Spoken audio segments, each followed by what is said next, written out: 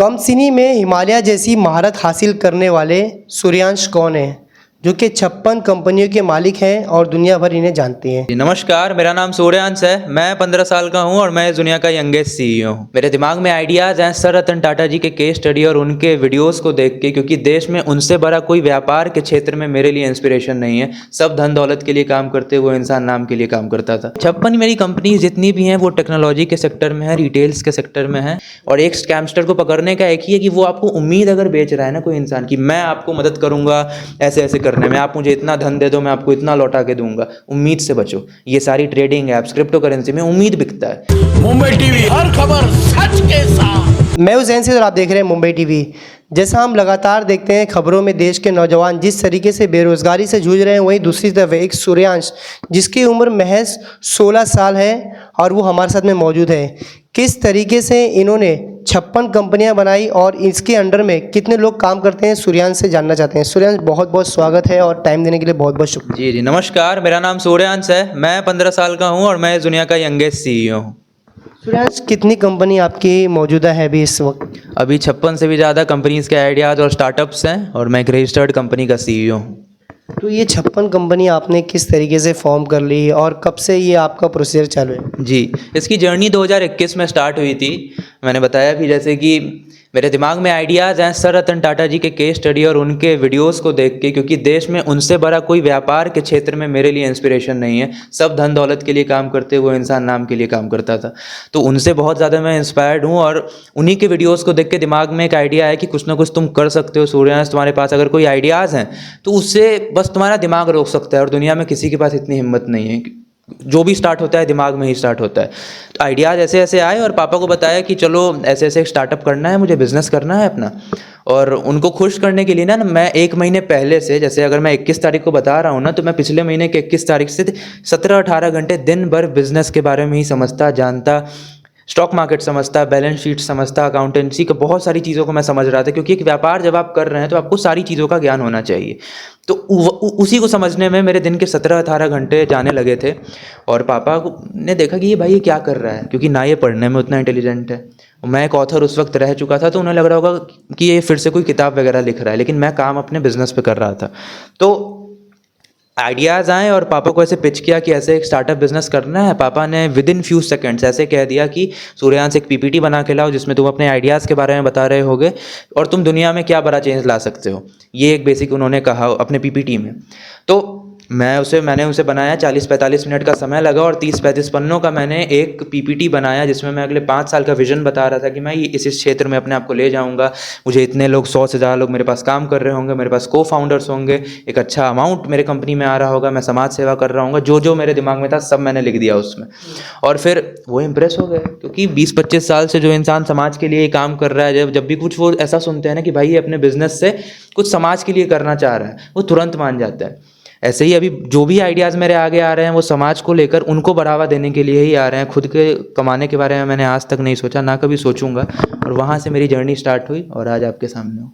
ये जो आपकी कंपनी है 56 कंपनी, किस तरीके से क्या काम होता है, कहाँ पर किस तरीके से इन्वेस्टमेंट किया जाता है, क्या किया जाता है, थोड़ा सा उस बारे में बताइए। 56 मेरी कंपनी जितनी भी हैं वो टेक्नोलॉजी के सेक्टर में है, रिटेल्स के सेक्टर में है। और अभी ये जो भी रिटेल वाला है ना, ये अगले साल से हमारा काम उस पर मतलब धरातल पे आने लगेगा। अभी जो भी कंपनीज है टेक्नोलॉजी बेस्ड कंपनीज है, हमारे वेबसाइट्स हैं, हमारी एजेंसीज चलती हैं, डिजिटल मार्केटिंग एजेंसी चलती है, हमारी क्रिप्टो करेंसी का एक प्लेटफॉर्म है मंत्राफाई, जिसके थ्रू हम लोग अवेयरनेस भी कर रहे हैं, लोग को समझा रहे हैं कि क्रिप्टो ब्लॉकचेन वगैरह क्या होता है, कि लोग अपना पैसा खोए नहीं उस पर।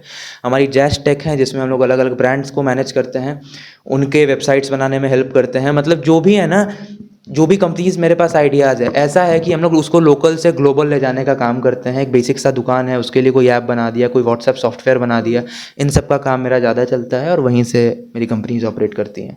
जैसे कि आपने क्रिप्टो करेंसी की बात करी, तो लोगों में कहीं ना कहीं जो विश्वास होता था, कहीं ना कहीं अब लोगों का जो फ्रॉड होने लगा है, इसके बाद में विश्वास उड़ गया है। तो इस फ्रॉड के बाद से आपकी कंपनी में इसका कुछ असर पड़ा, या ऐसे फ्रॉड से किस तरीके से बचा? एग्जाम्पल लेता हूँ देश के सबसे बड़े फ्रॉड की। देश का one of the biggest fraud में से एक था मिस्टर हर्षद मेहता जी का स्कैम। उसके बाद अब्दुल करीम तेलगी जी का स्कैम आया। ये स्कैम होता क्यों है, इसका मैं आपको जड़ समझा देता हूँ। ये क्रिप्टो ब्लॉकचेन का ज्ञान आपको देख के कोई फ़ायदा है नहीं, आपको मैं जड़ समझा दूंगा ना, आप हर क्षेत्र में काम आएगा। कैसे बचे साइबर क्राइम से? एक ही चीज़ जो फ्रॉडस्टर बेचते हैं, उम्मीद ही बेचते हैं ना। मतलब मिस्टर हर्षद मेहता क्या बेचा करते थे? उम्मीद की स्टॉक मार्केट्स को मैं इतना ऊपर लेके जाऊंगा कि दुनिया देखेगी। भाई उम्मीद ठीक थी, लेकिन कभी ना कभी जब आप स्टॉक मार्केट में 100 लगा रहे हो, अगर 1000 हो गया, भाई बेचोगे ना। 100 का 1000 हो गया तो 10 गुना कमाओगे ना, कि जीवन भर 1000 को भी और बढ़ने के लिए छोड़ दोगे? खाना पीना भी तो देखना है, अपने परिवार को देखना है। एक समय तक बढ़ते गया, उम्मीद एकदम टॉप पे था कि भाई इंडियन स्टॉक मार्केट तो फट रहा है, पूरी दुनिया में फेमस हो रहा है। हर्षद मेहता जी ने बेचना स्टार्ट किया, लोगों ने बेचना स्टार्ट किया, क्योंकि सब पैसा कमा रहे थे। जैसे ही स्टॉक बिकना स्टार्ट हुआ, स्टॉक का वैल्यू गिर गया, उम्मीद टूट गई। ऐसे ही अब्दुल करीम जी में स्टैम्प पेपर घोटाला आया, तो स्टैम्प पेपर वो फर्जी बनाते थे, इतना ऐसा फर्जी एक टाइम पे उनका चलने लगा था। इसके ऊपर वेब सीरीज़ वगैरह सब बना हुआ है, आप लोग देखिए, समझिए कि भाई इन सब स्कैमस्टर से कैसे बचना है।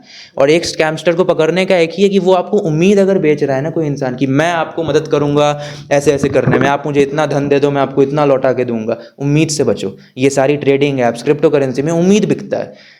आप एक स्टॉक मार्केट की कंपनी को लीजिए, अगर आप टाटा ग्रुप के किसी कंपनी में इन्वेस्ट करते हैं, भाई उसके फाउंडर्स 100 से 150 साल पुरानी कंपनीज हैं, और उस समय से वो लोग ऑपरेट कर रहे हैं, जिस वक्त इस देश में ना कोई कंपनी के लिए पॉलिसी थी ना कुछ था, तब से उनका कंपनी ऑपरेट कर रहा है। उसमें अगर आप पैसा खो रहे हैं तो उसमें आपकी गलती है कि आपको नॉलेज नहीं है स्टॉक मार्केट का। लेकिन क्रिप्टो करेंसी में किसी का कोई बैकग्राउंड नहीं रहता है, आपको बस एक ही चीज़ देखना है कि उसके फाउंडर्स कौन है। अगर वो अपना शक्ल नहीं दिखा रहे हैं, ट्रस्ट मत करो उन पे। अगर आपको उनका प्रोजेक्ट अच्छा नहीं लग रहा है, तो बस इस कारण से मत आओ कि आपको बहुत पैसे कमाने को मिलेंगे। मेरे पास अपॉर्चुनिटीज ऐसी कितनी आई कि कितने सारे टोकन्स खुलते थे, मेरे पास आते थे कि सर मैं आपको इतने टोकन्स दे रहा हूँ, आप बस इसे अपने चैनल्स पे प्रमोट करो। मैं अगर प्रमोट करूँगा तो वो एब्सोल्युटली कि 1000-1500 लोग उसके प्रोडक्ट में इन्वेस्ट कर देंगे, लेकिन कोई उसका जिसका भविष्य नहीं है जिस कंपनी का। मैं अगर आज बैठा हुआ हूँ, आज 2-3 साल से आप लोग मेरा नाम सुनते होंगे, कहीं ना कहीं मुझे आपने देखा होगा, मैं आज भी यहीं बैठा हूँ, आपके पास मेरा एड्रेस है, मेरा फ़ोन नंबर है, आप मुझे जानते हैं, मेरी सोच को समझते हैं, मेरी उम्र जानते हैं। आप एक पल के लिए मुझ पर ट्रस्ट कर सकते हैं। हम कैसे ट्रस्ट करें एक ऐसी कंपनी पे जिसके बारे में ना कोई बैकग्राउंड है ना कोई चीज़ है, हवा में आया और हवा से पैसा बनाने के लिए कह रहा है। तो उम्मीद में मत फंसिए, आप कभी पैसा नहीं खोएंगे। एक चीज़ जैसे आपने कहा उम्मीद, तो एक कहावत ये भी थी कि उम्मीद पे दुनिया कायम है। अब ये कौन सी ऐसी उम्मीद लगाई जाए लोगों से जो ट्रस्ट एक बिल्डअप होए, क्योंकि उम्मीद भी एक ऐसी चीज़, ट्रस्ट कहा जाता है जिसे, वो भी एक ऐसी चीज़, अगर वो उम्मीद नहीं होगी तो इंसान पैसा इन्वेस्टमेंट करेगा नहीं। इंसान किसी उम्मीद के साथ में पैसा इन्वेस्टमेंट करता है। तो क्या लालच नहीं करना चाहिए? किस तरीके का, मतलब जैसे कि क्या उम्मीद करना चाहिए कंपनी, मतलब जो ट्रस्टेबल हो? कौन सी ऐसी उम्मीद है जिस पर ट्रस्ट कर सकते हैं? आपने खुद ही जवाब दे दिया, लालच नहीं करना है। उम्मीद बहुत अच्छी चीज़ है, मुझे भी उम्मीद है अपनी कंपनी से, मेरे लोगों से, कि एक दिन बहुत बड़ी कंपनी, बहुत बड़ा ब्रांड बनाऊंगा। मुझे लालच नहीं है, ये नहीं है कि मुझे अगले महीने ही कंपनी को सबसे बड़ा बनाना है। मैं बहुत धीरे काम करता हूँ, ऐसा मतलब मैं आज भी नॉर्मली बैठा हुआ था, इतना सारा प्रेशर है मेरे ऊपर, फिर भी मैं नॉर्मली काम करना पसंद करता हूँ, क्योंकि मेरे पेरेंट्स ने मुझे यही सिखाया। आज मेरे पापा 20-25 साल से एनजीओ के क्षेत्र में काम कर रहे थे। 2018 में जाके उन्हें यूनाइटेड नेशंस का कंसल्टेटिव स्टेटस प्राप्त हुआ, सबसे बड़ा स्टेटस होता है दुनिया का किसी भी एनजीओ के लिए। कोरोना के समय उनके एनजीओज़ का नाम आने लगा, देश के टॉप एनजीओज़ में जो काम कर रहे हैं। हमने 50,000 से ज़्यादा परिवारों को मुफ्त खाना खिलाया, उनके स्टेशनरी का खर्चा उठाया, बहुत सारे बच्चों को अडॉप्ट किया। ऐसे हमारी एनजीओज़ काम करती है। तो उनको 25 साल लगा वहाँ पहुँचने में, और आज एक 25 साल का लड़का चाहता है कि 1 साल के अंदर वो इतना पैसा कमा ले कि घर में गाड़ी आ जाए, घर अपना बना लूँ। इस लालच में ना पड़िए, उम्मीद रखिए। उम्मीद बहुत अच्छी चीज़ है। कोई एग्जामिनेशन भी पास करना है, मैं बिज़नेस का बात छोड़ता हूँ, कुछ भी करना है ना, माँ बाप को अच्छे कपड़े पहनाने हैं, उनको अच्छे होटल्स में लेके जाना है, फॉरेन जाना है, उम्मीद रखिए कि एक दिन मैं जाऊँगा। लालच मत कीजिए, क्योंकि लालच आते ही आपकी मति भ्रष्ट हो जाएगी। लालच आते ही आप हर वो मौका ढूंढोगे जहाँ से आप पैसा कमाओगे। देश में क्राइम क्यों होता है? पैसों की लालच से। आज जो भी इस देश में, अगर किसी बड़े आदमी का, उनके साथ कुछ गलत हो गया, उनका मर्डर हो गया, जो भी कुछ हो रहा है, 50-60 हज़ार 1 लाख के लिए वो नवयुवक किसी इंसान की पूरी ज़िंदगी को ख़त्म करके चला जाता है। लालच है ना, कि एक गोली मारी 50,000 आ गए। क्या ये सही है? क्या किसी को किसी का हक है कि आप किसी का जान ले सकते हैं? मैं व्यापार से हट के बात कर रहा हूँ, क्योंकि ये फिलॉसफीज़ हैं लाइफ की। लालच मत कीजिए। सोशल मीडिया पे ग्रो करना है, लालच मत कीजिए, कंसिस्टेंट रहिए। ये आपको पता होगा, चैनल को बनते देखा है आपने। और लालच जैसे ही साइड हुआ, आपके पास जो उम्मीद है ना, वो पॉजिटिवली काम करने लगेगी। आपका दिमाग चलेगा कि चलो भाई, उम्मीद तो हो गई कि देश का सबसे बड़ा इंसान बनना है। अब आप एक प्रोसेस बनाइए कि मैं ये काम करूँगा, अगले 5-10 सालों में तो मैं वहाँ पहुँच जाऊँगा। जैसे मैंने बना रखा है, मुझे सब पता है कि अगले 1 महीने में मैं क्या करूँगा, 5 साल में मैं कहाँ पर बैठा हूँगा, मेरे पास एक प्लान रेडी है। लेकिन मैं उस लालच में नहीं हूँ कि ये 1 साल के अंदर हो जाए। मतलब प्लान के तहत काम होगा बस ये। एकदम। अब मैं कहता हूँ ना, आपके पास जो आइडिया है, अगर आपको कोई बड़ा ब्रांड स्टार्ट करना है, आपको अगर कोई फाइनेंशियल मार्केट्स में काम करना है, आपको पोर्टफोलियो मैनेजमेंट करना है, आप बस एक बड़ा चार्ट पेपर लीजिए और वैसे 10 चार्ट पेपर लीजिए, उन सबको एक में बनाइए और एक बड़ा पेपर तैयार कीजिए, ज़मीन पे रखिए, एक पेन उठाइए, पेंसिल उठाइए और लिखना स्टार्ट कीजिए। अगर आप उस पूरे 10 पन्नों के चार्ट पेपर को, चार्ट पेपर बहुत बड़ा साइज़ में होता है, आप समझ रहे हैं, वैसे 10 पन्ने अगर आप भर दे रहे हैं ना अपने सपनों से कि मैं ये करूँगा, ऐसे करूँगा, आप डिज़र्व करते हो सफल बनना। आप मुझे कह दो मेरी लाइफ और मेरी कंपनीज़ के बारे में लिखना, शायद ये घर के एक कोने पे लिख दूंगा कि मैंने क्या क्या झेला है और कहाँ कहाँ से मैं उठ के आया हूँ। तो वहाँ से एक कॉन्फिडेंस आपके अंदर बिल्ड होगा। आज अगर आप मेरा अगर इंटरव्यू ले रहे हैं, मैं बता रहा हूँ तो मैं अभी भी सीख रहा हूँ। मेरे दिमाग में जो भी ज्ञान है सब भगवान के कारण है, सब मेरे पूर्वजों के कारण है। अगर मैं कुछ ऐसा भी बोल दे रहा हूँ जो मैंने आज तक सोचा भी नहीं, ये तो उनकी दया है ना। तो मैं अभी खुद से सीख रहा हूँ, अपने आप से सीखिए, डिस्ट्रैक्शन से बचिए। अब मैं अपने बच्चों मतलब अपने कलीग्स को देखता हूँ, उनके भाई बहन बिगड़ जाते हैं। इस यंग एज में ना बहुत सारी अपॉर्चुनिटीज़ होती हैं, लोग गलत आदतों में पड़ जाते हैं, लोग गलत चक्करों में फंस जाते हैं, पैसा खोने लगते हैं रैंडम चीज़ों पे, मुझे इसे यहाँ लेके जाना है, इस होटल में जाना है, फ्लेक्स करते हैं। अब बहुत लोग मुझसे ये पूछते हैं कि भाई ब्रांड को इस देश में बड़ा कैसे बनाना है। एक बेसिक साइज एग्जांपल मैं आपको देता हूँ। मैं बस यही कहता हूँ कि लोगों को फील कराओ कि वो बहुत बड़े इंसान हैं। कोई भी ब्रांड बड़ा बनाना है ना, अब जैसे फॉर एग्जांपल मैं लेता हूँ कि मैं अपना क्लोथिंग ब्रांड बना रहा हूँ अभी, उसका मैं फेब में लॉन्च प्लान कर रहा हूँ। अपना खुद का क्लोथिंग ब्रांड होगा मेरा, उसके बारे में सारी अनाउंसमेंट मैं आपसे सोशल मीडिया पे करूँगा, लेकिन पहली बार आप ही के चैनल से मैं कर रहा हूँ, मैं अपना क्लोथिंग ब्रांड लॉन्च कर रहा हूँ। मैं और मेरी बहन बात कर रहे थे कि हमारा कस्टमर वो नहीं है जो अमीर है। अमीर के पास तो भाई गुची, प्राडा, अरमानी है ऑलरेडी, बॉस के कपड़े वो पहनेगा, वो बड़े बड़े ब्रांड्स के कपड़े पहनेगा, बड़े बड़े डिज़ाइनर्स उनके लिए पर्सनल शर्ट सेल के जाते हैं।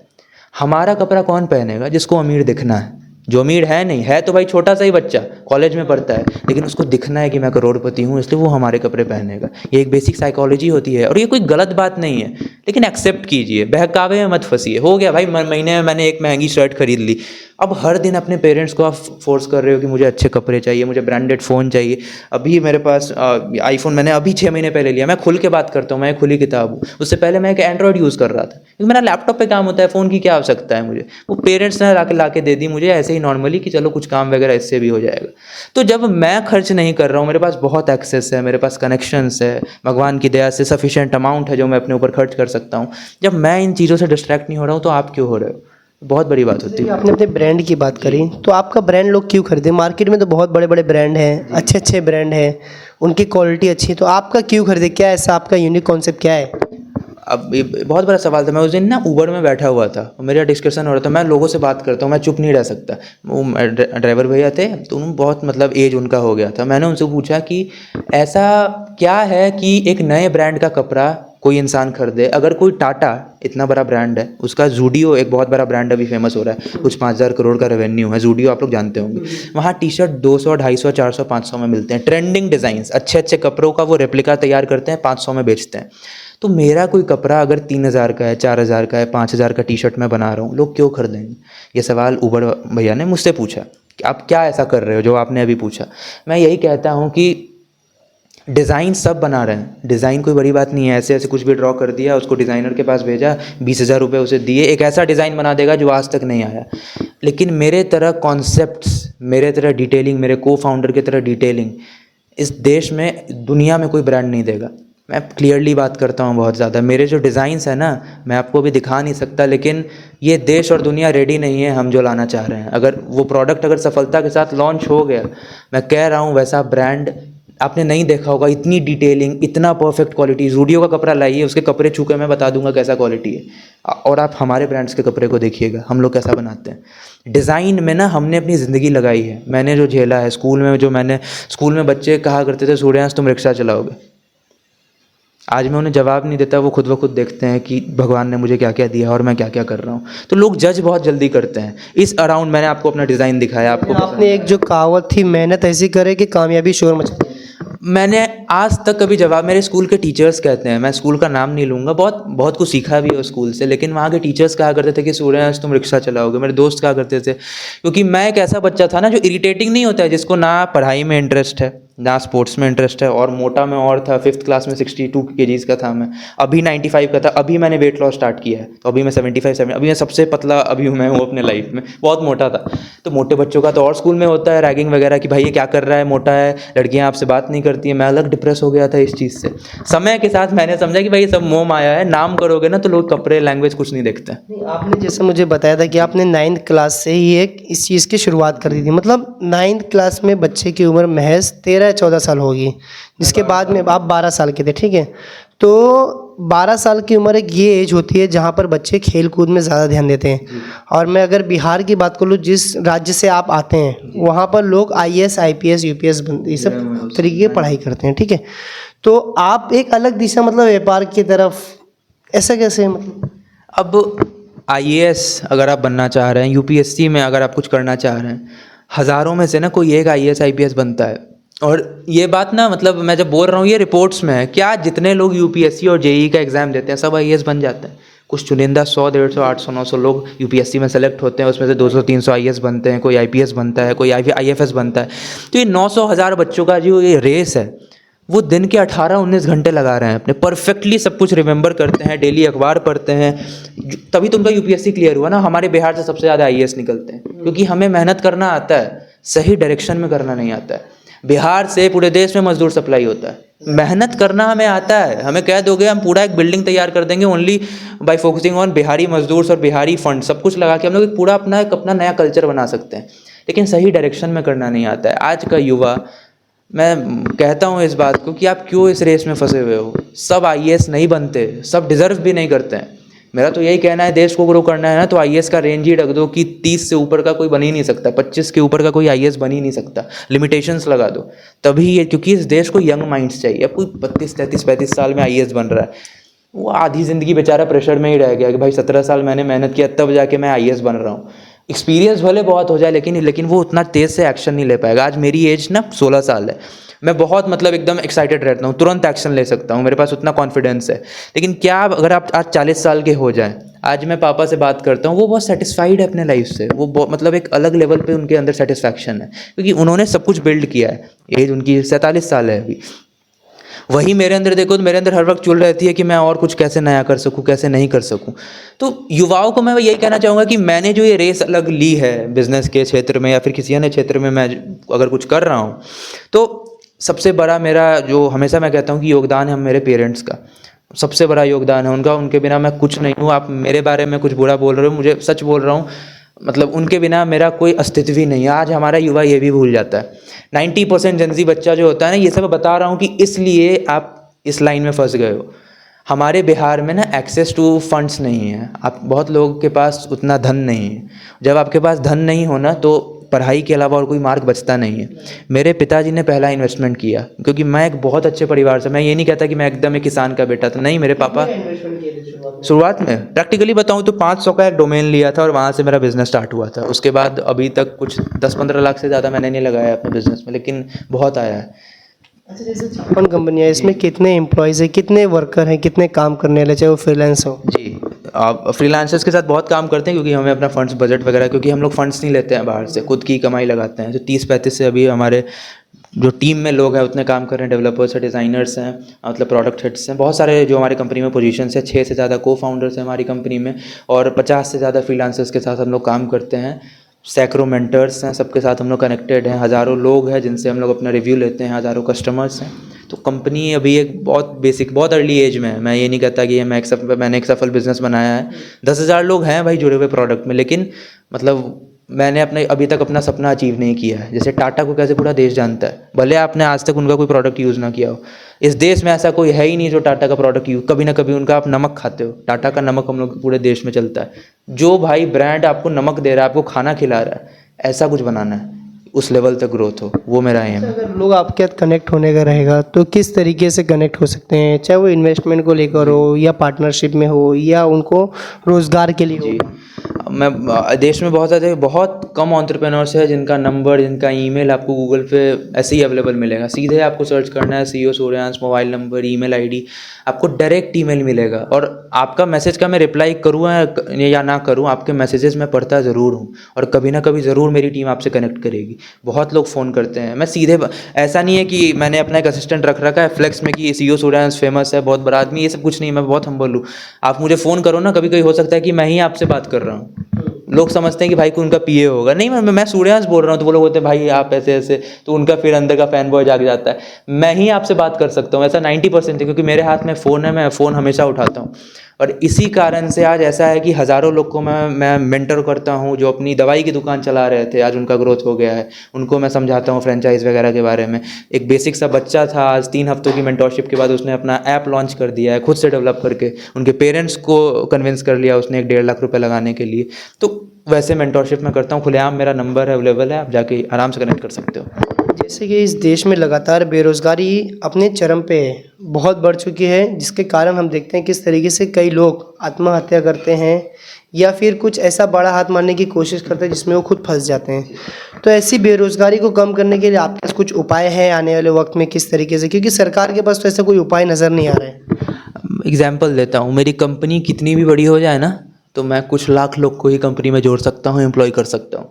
क्या पॉसिबल है कि मैं देश के 60 करोड़ इंसान को एम्प्लॉय कर लूँ? क्या ऐसी कोई कंपनी है दुनिया में? आज एप्पल इतना बड़ा ब्रांड है, कुछ लाख एम्प्लॉयज़ है उसमें।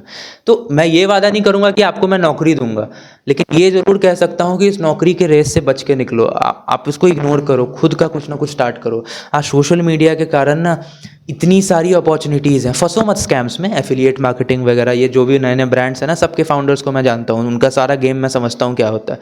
100 लोग कमाते हैं ना, तो 100 लोग खोते भी हैं।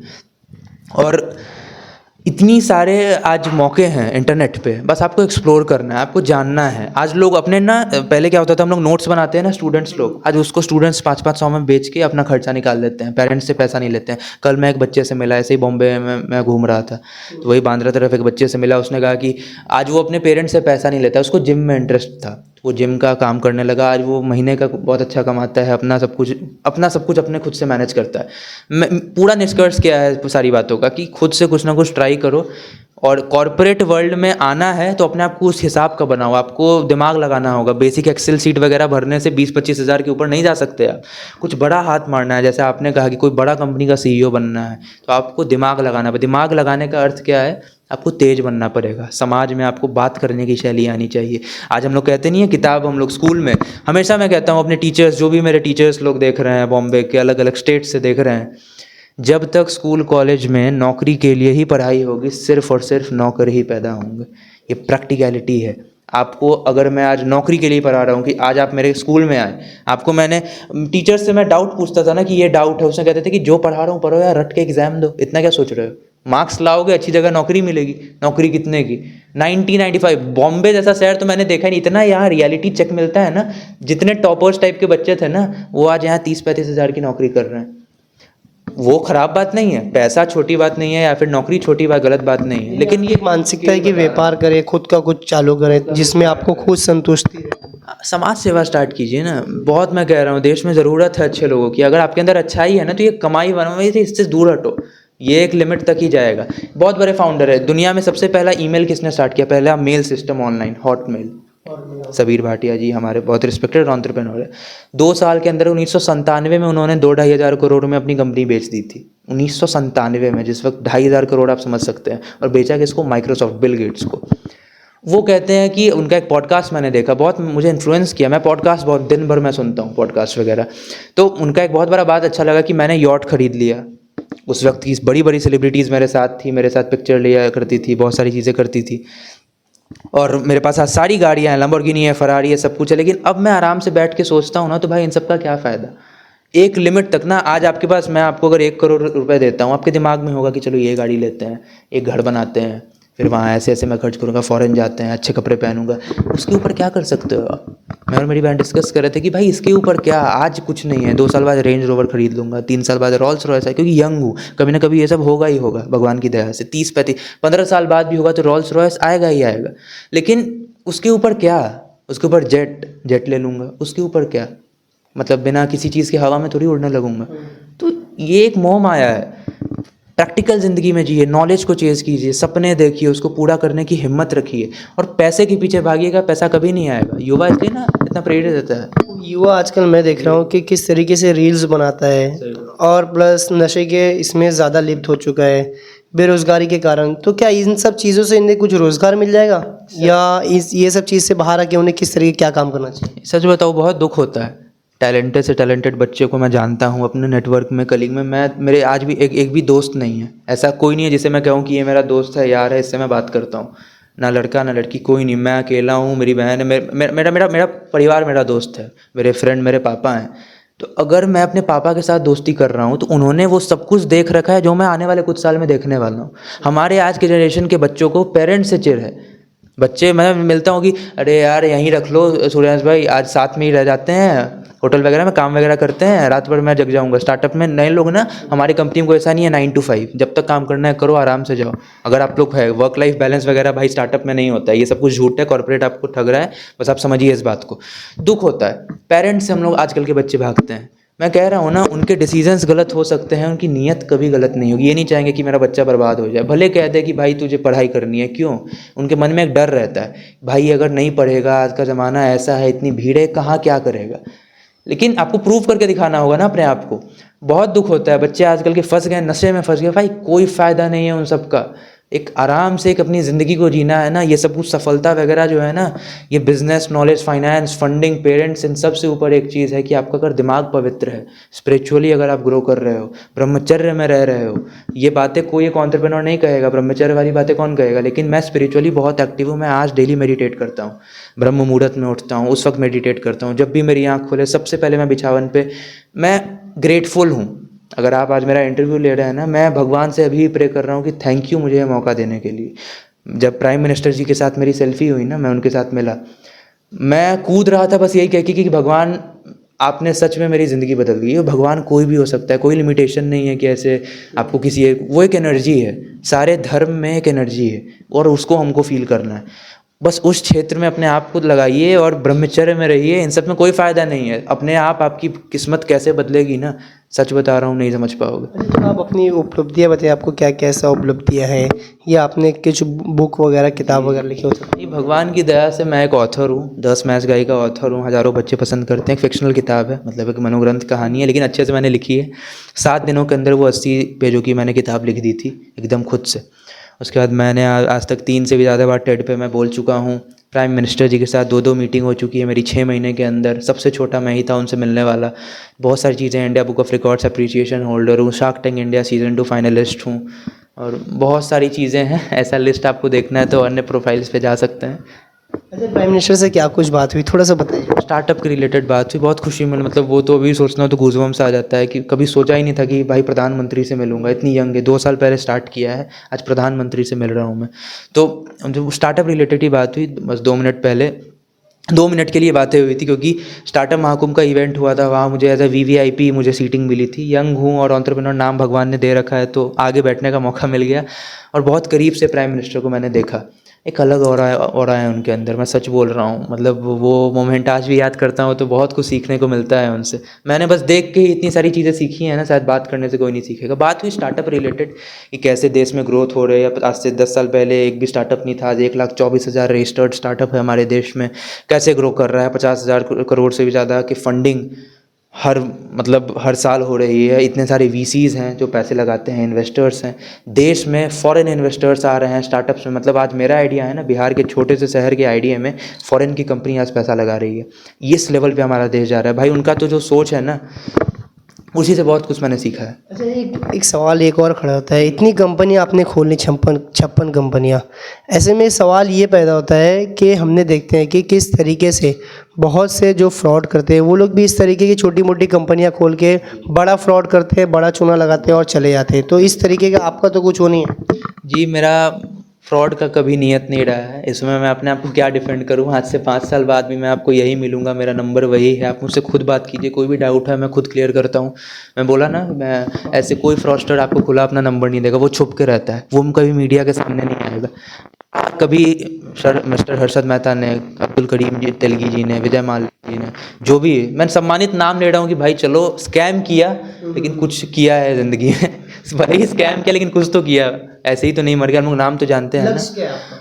मेरा लक्ष्य एक ही है कि बहुत सारे लक्ष्य हैं मेरे तो। एक बताइए जो एकदम हासिल ही करना चाहिए, जान लगा देना उसके लिए। तो मेरा ड्रीम है अलग है थोड़ा व्यापार वगैरह से, कि जिस दिन मेरी मृत्यु हो ना, जिस दिन मैं जा रहा हूँ धरती से, तो ऐसा कोई इंसान ना हो इस देश में, इस दुनिया में, जिस तक वो खबर ना पहुँचे कि आज सूर्यांश नहीं है, और मन में ना एक सम्मान हो लोगों की, भाई ये ऐसा था, ये अच्छा इंसान था। ये नहीं कि भाई बहुत पैसा कमाया, इतना गाड़ी थी उसके, ये सब कुछ नहीं भाई, छोटा सा मैं एक बहुत आम इंसान हूँ। यही सपना है कि लोग अगर एक भी इंसान जान रहे हो ना तो ये समझ के जाने कि बहुत अच्छा इंसान था। एक आखिरी सवाल आपसे ये रहेगा कि लोगों से अपील क्या रहेगी आपकी? यही अपील रहेगी कि जागरूक होइए, इन सब चक्करों में मत फंसिए, जो ये स्कैम्स वगैरह कुछ फ़ायदा नहीं होता है। अपने ऊपर काम कीजिए, मेहनत कीजिए, स्किल्स नए नए सीखिए। आज ऐसे ऐसे स्किल्स आ गए, डिजिटल मार्केटिंग आ गई, वीडियो एडिटिंग आ गई है, सेल्स आ गई है, कम्युनिकेशन स्किल्स आ गई हैं। आपके पास कम्युनिकेशन स्किल है, आपने उसका यूज़ किया तो आज आप एक पत्रकार हैं। आप भी कर सकते हैं, जो भी स्किल है आपको लिखने का है ना, आप लिखते लिखते बहुत कुछ कर सकते हो। स्किल के ऊपर काम कीजिए, डिस्ट्रैक्शन से बचिए। युवाओं के लिए है कि ये छोड़िए लड़कियों का चक्कर, छोड़िए ये गलत आदतों का चक्कर। ज़िंदगी में एक ही फोकस एक ही रखना है, ब्रह्मचर्य रहिए और अपनी ज़िंदगी को प्रॉपर्ली जिए। किस्मत कैसे बनती है और बनाई जाती है सब समझ आ जाएगा। बस कर्म करते रहिए, कर्म से भागिए नहीं, माँ बाप का सम्मान कीजिए। बहुत सारी बातें, कितनी बातें कहूँ, लेकिन समझिए बस बेसिक सा फिलॉसफी है, खुद के ऊपर काम कीजिए। नमस्कार। तो बहरहाल ये थे सूर्यांश, जिन्होंने साफ तौर पे ये बताया कि किस तरीके से 56 कंपनियों के मालिक बने हुए हैं, और कहीं ना कहीं जो आजकल के नौजवान जो ड्रग्स की तरफ जा रहे हैं, रील्स की तरफ जा रहे हैं, उन्हें ये सब चीज़ छोड़ के खुद पे एक भरोसा करके आगे बढ़ना चाहिए और खुद का कुछ कारोबार शुरू करना चाहिए। कैमरा पर्सन आमिर खान के साथ जैन से मुंबई टीवी।